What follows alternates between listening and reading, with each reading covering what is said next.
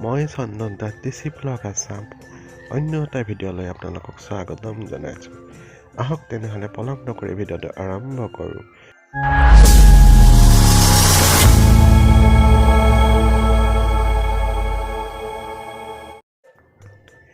আজি আমি আহি পালোঁ নগাঁও বঢ়মপুৰ ৰাস চাবলৈ। আহক আমি মানুহে নাচা ৰাস চাওঁ। আমাৰ গোৱালপাৰা চাইডেতো পুতলাৰ ৰাস বা মূৰ্তিৰে ৰাস বনোৱা হয়, তাতো বহুত কাৰেণ্টত বনায়, কিন্তু ইয়াতে ধুনীয়াকৈ মানুহে নৃত্য কৰিছে ৰাধা কৃষ্ণৰ ৰাসলীলা, আৰু ইমান ধুনীয়া বাঁহী বজাইছে। চাওকচোন, আহক শুনো আমি।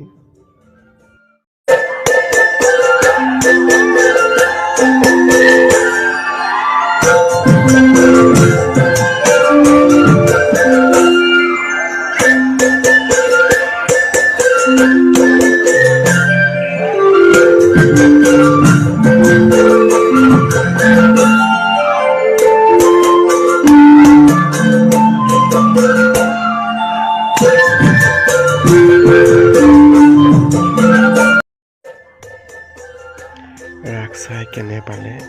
আশা কৰোঁ ভাল লাগিব আপোনালোকৰ শ্ৰীকৃষ্ণৰ ৰাসলীলা চাই, আৰু লগতে এনেকৈ মৰমবোৰ দি যাব।